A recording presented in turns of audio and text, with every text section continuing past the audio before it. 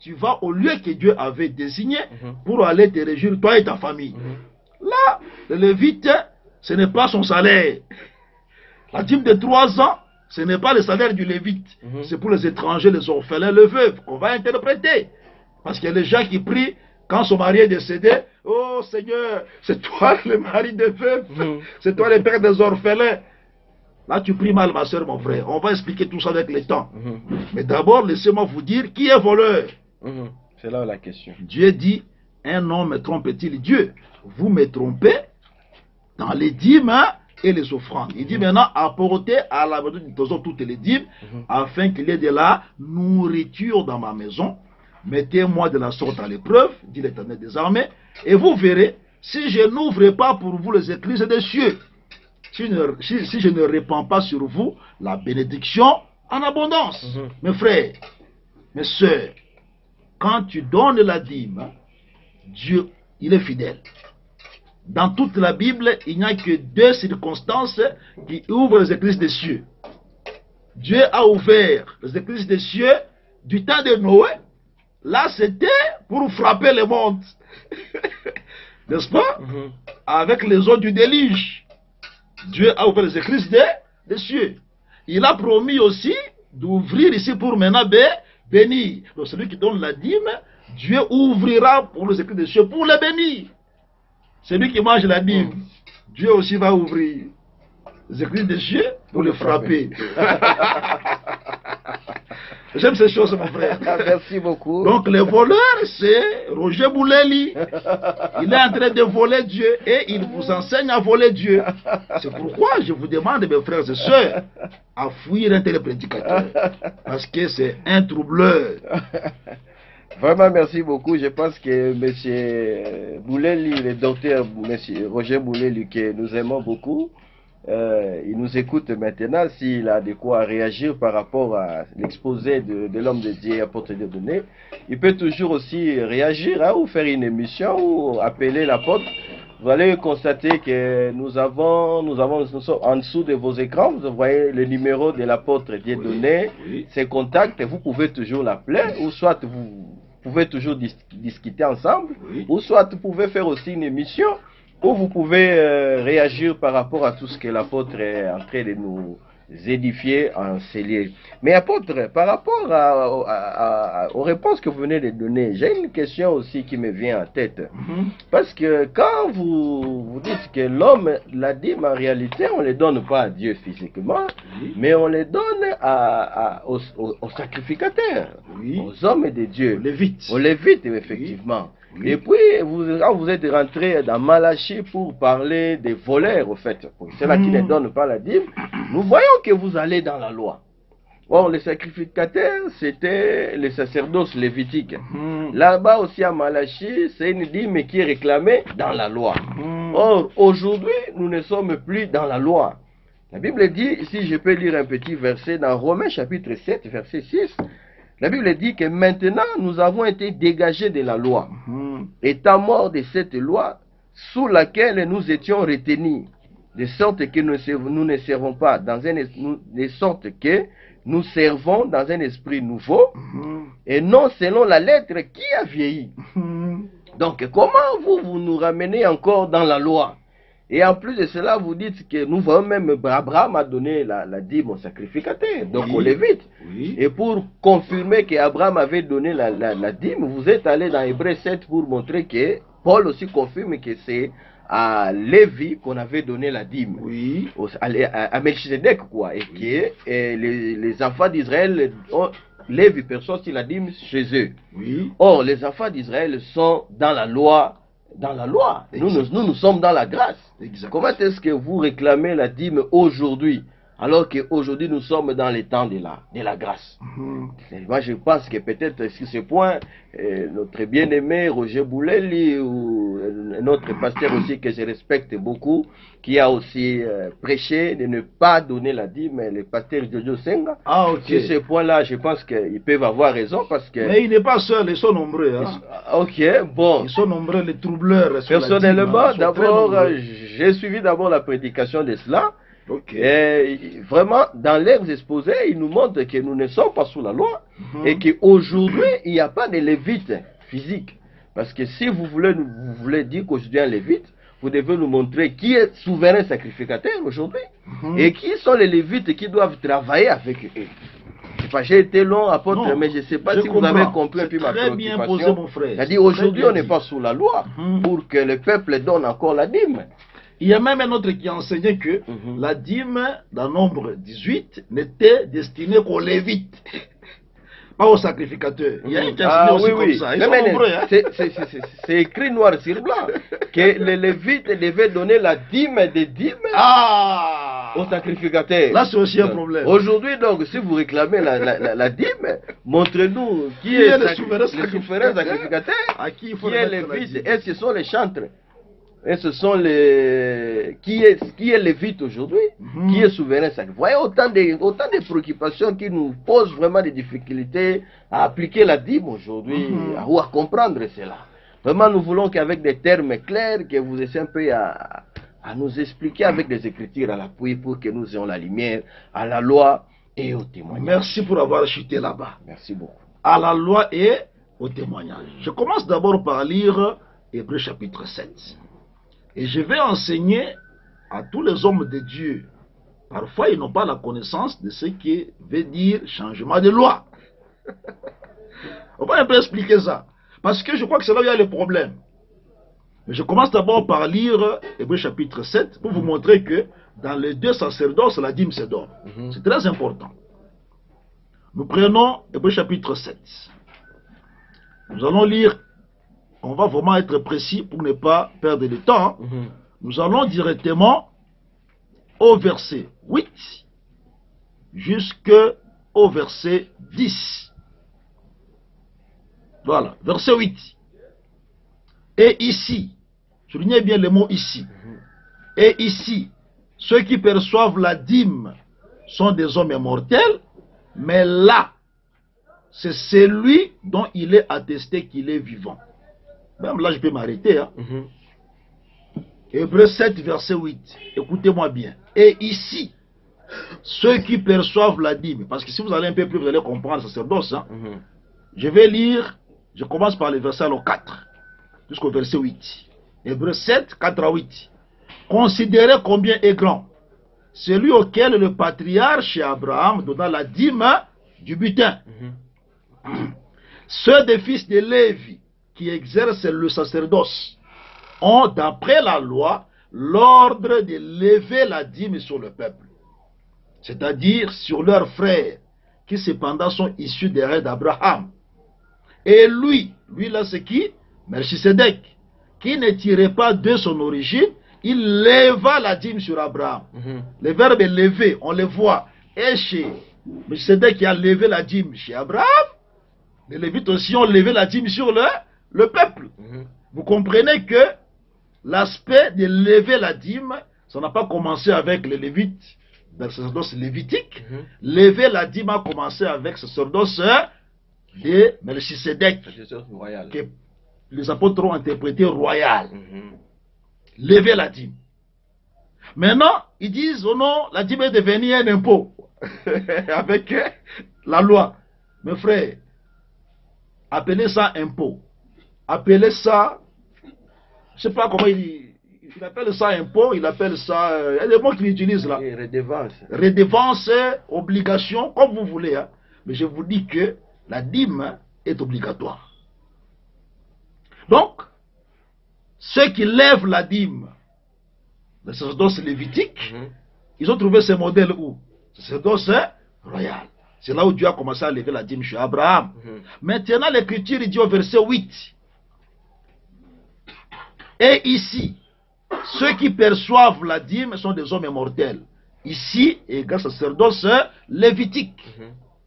Mais là, c'est celui au singulier dont il est attesté qu'il est vivant. Qui est vivant? On va lire les Écritures. On va dans le livre d'Apocalypse, chapitre 1er. On va comprendre qui est vivant. Et c'est celui-là qui prend la dîme aujourd'hui.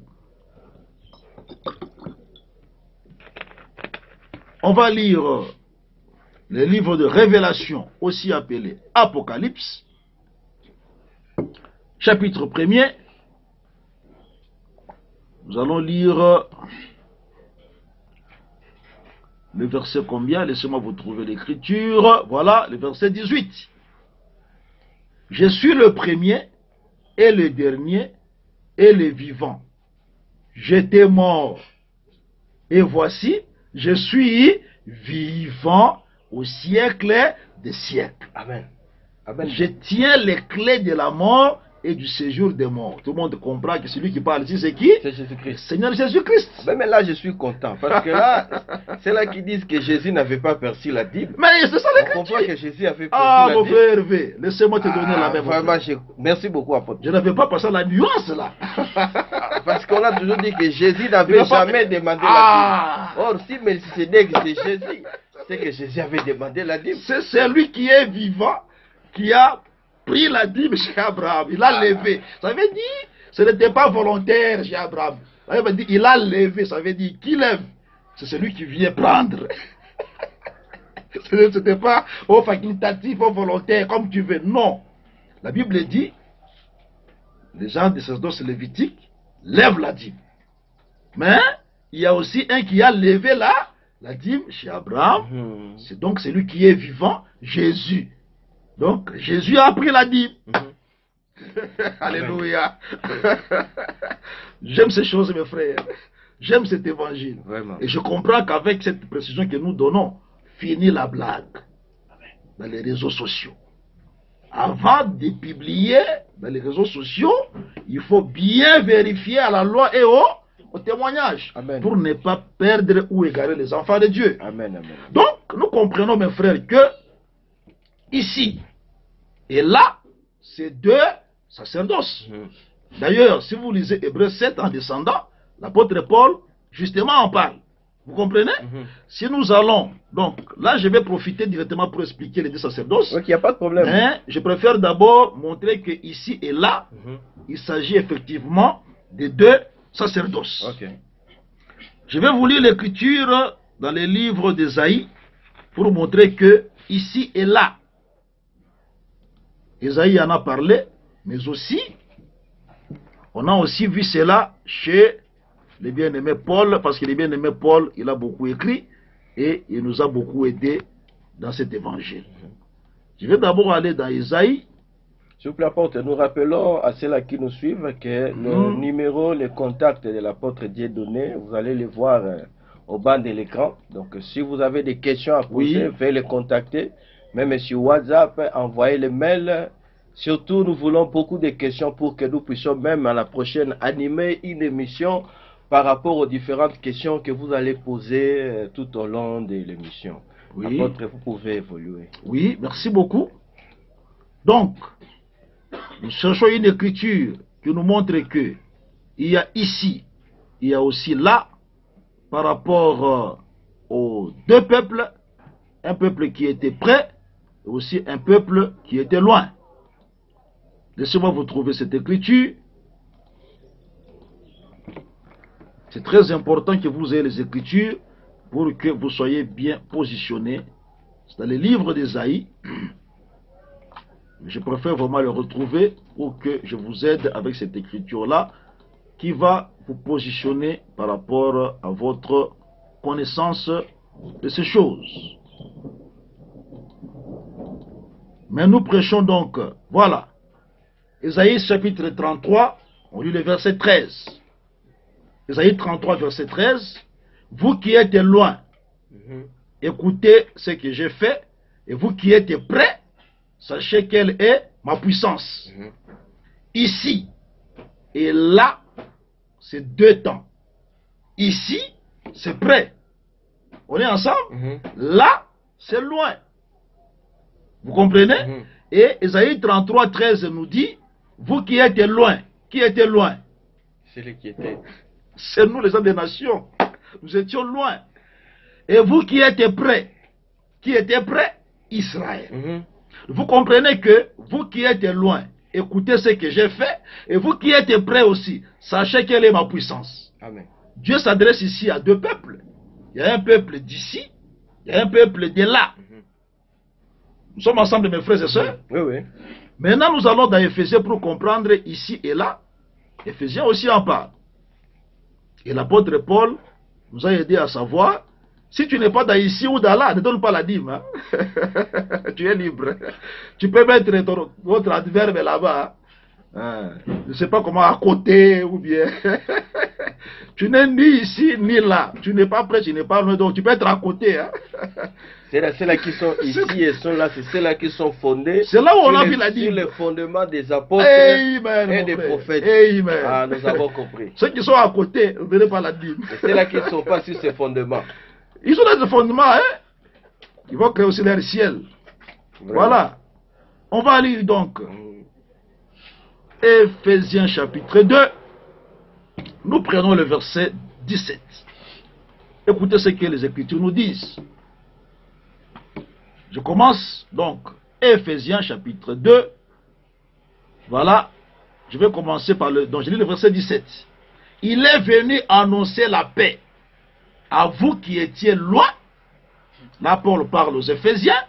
Et la paix à ceux qui étaient près. Amen.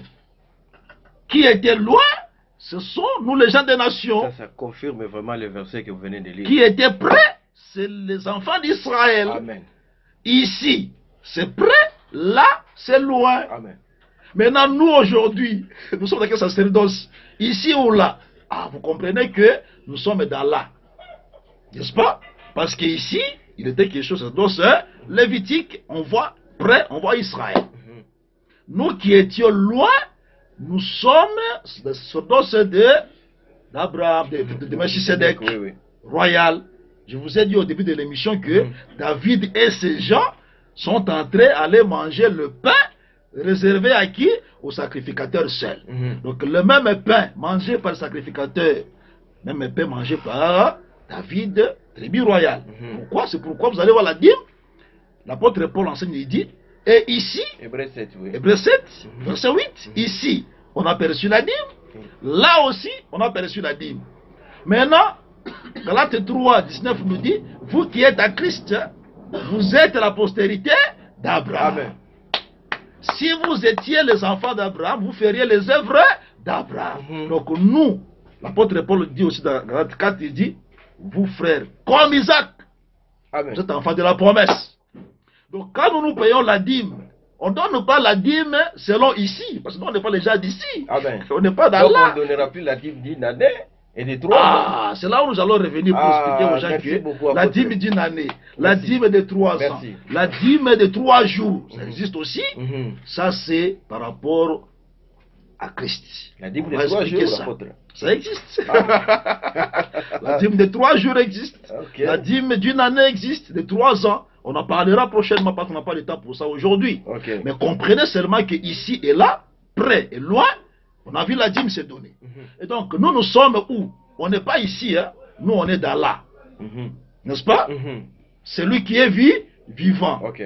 Nous sommes dans son sacerdoce. Nous sommes d'accord, hein? C'est Jésus qui est venu chez nous, qui nous a enseigné.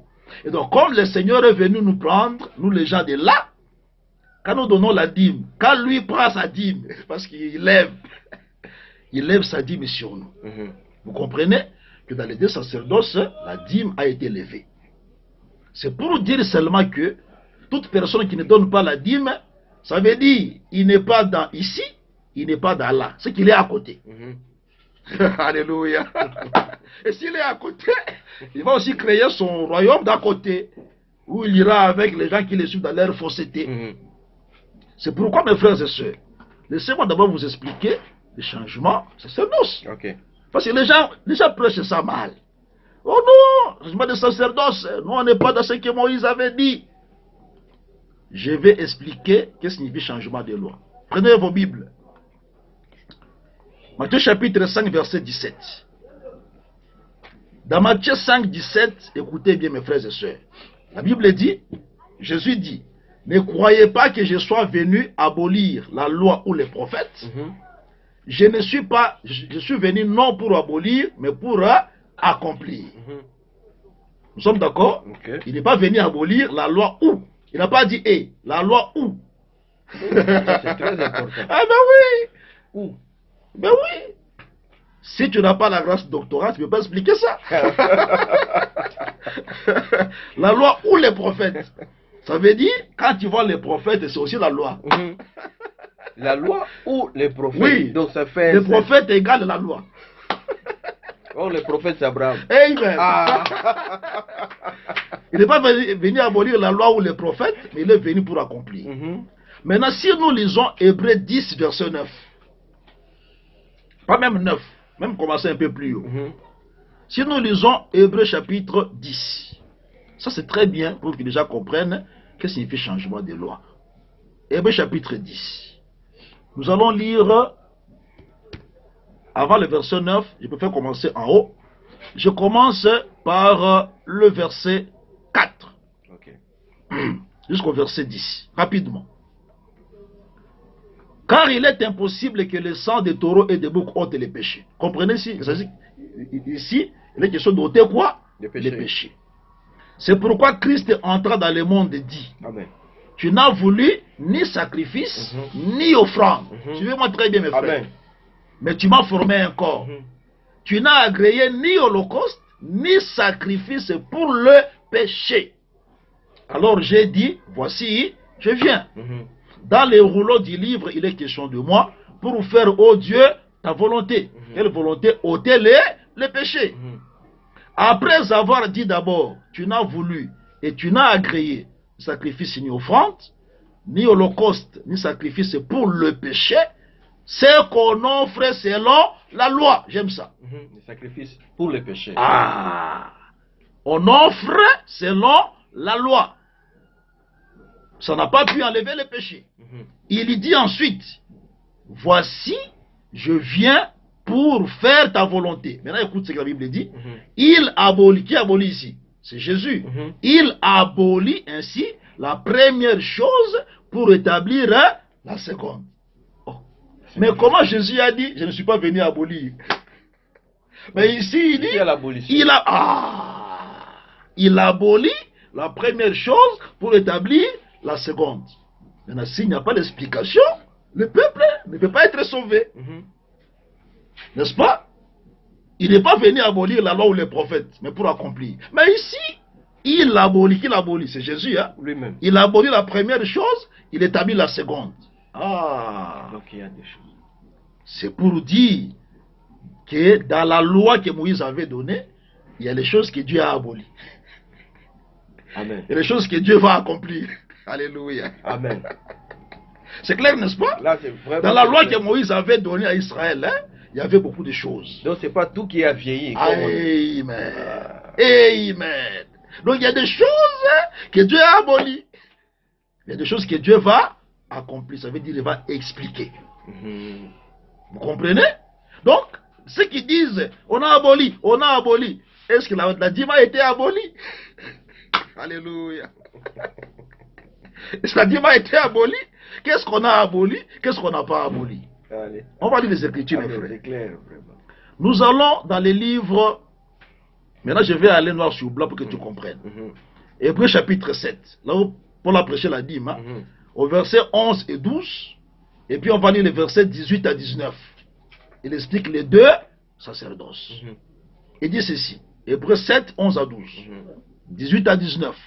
Si donc la perfection avait été possible par le sacerdoce lévitique.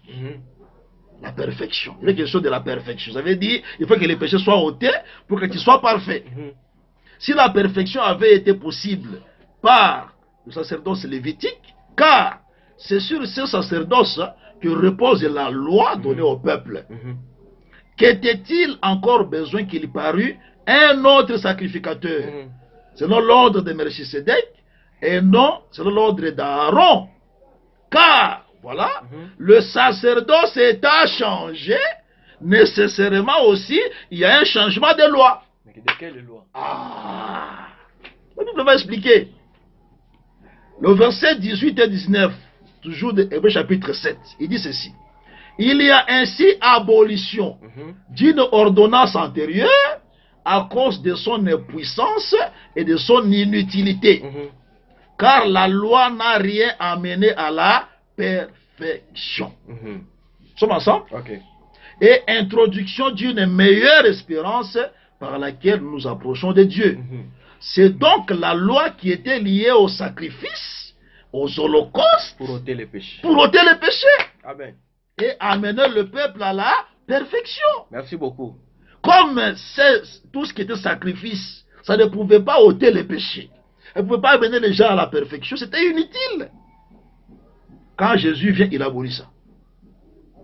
Quand il est venu, il a aboli ça. Il a enlevé ça. Voici ce qu'on dit. Ça doit s'être changé. Il y a changement de loi. C'est la loi par rapport au sacrifice. Ça veut dire, tu ne peux pas pécher aujourd'hui et prendre ton agneau, prendre les bœufs, les pigeons, pour qu'on sacrifie pour toi. Nous sommes d'accord? Oui. C'est pourquoi, pour confirmer ces choses, nous allons dans Hébreux chapitre 10, verset 1, verset 14. N'amène pas les pigeons aujourd'hui, mon frère, les taureaux, les agneaux, n'amène pas ça. Mais la dîme, amen. Amen, la dîme. La dîme n'a rien à voir avec les sangs, péchés. Avec les péchés. C'est pour être mangé par le sacrificateur. C'est sa part.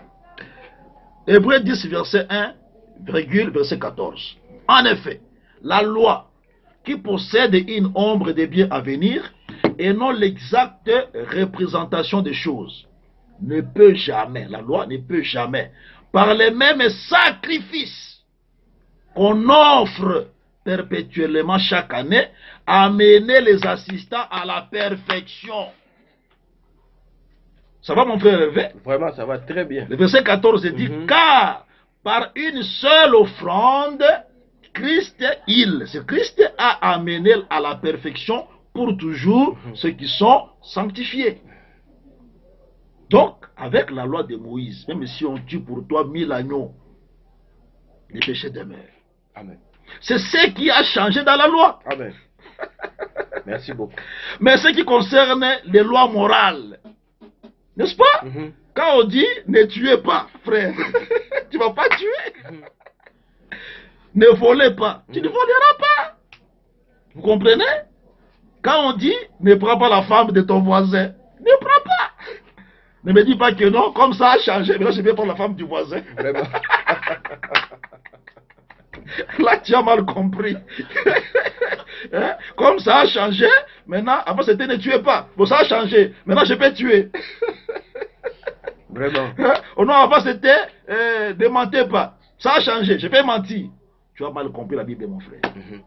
Et c'est pourquoi je renchéris pour dire, si vous allez dans Jean chapitre 2, versets 13 à 22, je ne vais pas tout lire, je prends seulement quelques écritures, Jean 2, 13 à 22. Jésus a confirmé que il est le sacrifice, l'offrande qui nous a sanctifiés. La Pâque des Juifs était proche, et Jésus monta à Jérusalem. Il trouva dans le temple les vendeurs de quoi? Des bœufs, des brebis et des pigeons. J'aime ça, mon frère. Et d'argent. Et ils ont changé même l'argent. Les vendeurs de bœufs, des brebis. Pourquoi ils ont amené les pigeons et les bébés là-bas? C'était pour faciliter le travail aux gens. Amen. Si tu as péché, laisse tomber à la maison. Amène seulement l'argent. Dans les temples, tu trouveras les gens qui vendaient ça là-bas.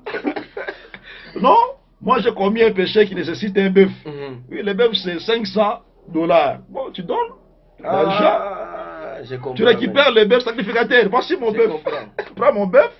Tu ça pour moi parce que c'est ça même j'ai commis. Le pourquoi des bœufs et tout ça dans les temples. Ce n'est pas en fait qu'on a amené là-bas. Ils ont fait les commerces, ils ont compris que ça c'est un bon commerce. Amen. Comme le peuple pêche chaque jour. Comment pour gagner l'argent facilement? Lui, il élève ses bœufs, ses brebis, ses pigeons Ça, c'est pour les pauvres. Hein. Mhm. N'est-ce pas? Les Oui. pauvres, c'est les pigeons. Ceux qui ont des moyens, les bœufs et les brebis. Vraiment. Ils ont élevé leurs pigeons. Ils sont venus dans les temples. Si un pauvre vient, c'est combien un péché? Toi, tu es pauvre, oui. Alors, toi, c'est les pigeons. C'est combien? C'est $2. Tu donnes. Sacrificateur, voici mon pigeon, j'ai fait les péchés. Amen. Et Jésus entre, il trouve ça. Amen. Il a compris que je dois abolir. Ah. Je dois abolir ces choses. Vraiment. Je dois abolir ça. Parce que ça ne peut pas sanctifier les gens. C'était ça la Mais signification oui, en fait de ce passage. les gens disent il a fait le fouet, il a chicoté les gens, mais ça va pourquoi? Ah, peut-être qu'il avait vraiment chicoté. Mais c'est écrit. Ah. Et c'est écrit ici. Il a dit, ayant fait un fouet avec des cordes, Oui. il les chassa tous du temple. Alléluia. Il a les sorti. Pourquoi? Parce que l'offrande qui sanctifie, c'est lui. Oui, oui. C'est pourquoi quand il les a chassés, la Bible dit, il dit aux vendeurs de pigeons, ôtez cela d'ici. Amen. Ne faites pas de la maison de mon père une maison de trafic. Ses disciples se souvinrent qu'il est écrit, les ailes de ta maison me dévorent. Les Juifs prenant la parole lui posent la question, n'est-ce pas? Tu nous as mis dehors avec nos pigeons, avec nos brebis et nos bœufs. Voici la question pour toi. Quel miracle fais-tu, Jésus? Quel miracle nous montres-tu pour agir de la sorte? Amen. Jésus répond par rapport maintenant à son corps. Il faut tuer. Il dit Amen. ceci. Il a fallu. Non, d'abord ils ont dit. Jésus répond, détruisez ce temple. Amen. Alléluia. L'offrande dont on parle. Ah, Amen. détruisez ce temple. Et en 3 jours, je le relèverai. Ah, merci beaucoup. Les Juifs disent, ah, les hommes charnés ne comprennent rien. Il a fallu 46 ans pour bâtir ce temple. Et toi, en 3 jours, tu le relèveras. Mais il parlait du temple de son corps. Alléluia. Il parlait du temple de son corps. Tu m'as formé un corps. Tu n'as pas agréé les bœufs. Tu n'as pas agréé les brebis. Tu n'as pas agréé les pigeons. Tu m'as formé un corps. Je viens dans ce corps pour faire ta volonté. Il abolit. La première chose, c'était inutile. Amen. Il introduit la nouvelle chose. C'est là où on dit que le sacerdoce a changé. Amen. Il y a aussi changement des lois. La loi des sacrifices ne peut plus s'exercer aujourd'hui. Vous comprenez, mon frère? Vraiment, merci. Maintenant, qu'est-ce qu'il est venu accomplir? Il est venu accomplir, même hier quand j'ai enseigné, tu as compris. J'ai pris dans Matthieu chapitre 5. Il a accompli, ça veut dire il est venu interpréter, expliquer dans son propre corps tout ce que la loi avait dit. Ok. N'est-ce pas? Quand on dit par exemple ne tuez pas, on a enseigné ça, n'est-ce pas, hier? Quand on dit, Jésus dit, tu ne tueras pas, il a été dit aux anciens, tu ne tueras pas. Mais moi, je vous dis, c'est lui qui se met en colère contre son frère. C'est lui qui dit à son frère Raka, signifie imbécile, vaut rien. C'est lui qui dit à son frère insensé, il sera puni. Vraiment. Il va aller en enfer. De quel frère parle-t-on? Deutéronome 25, verset 5, il dit, 2 frères étaient ensemble, ils demeurent ensemble. Il y a un qui a pris la femme, il est décédé, il n'a pas laissé d'enfant. Son propre frère prendra la femme comme beau-frère. Et c'est le beau-frère qui va faire donner les enfants à cette femme. Amen. Et le beau-frère fera que les enfants qui naîtront, le premier-né plutôt qui naîtra, portera le nom de celui qui est décédé. Bon, les deux qui étaient en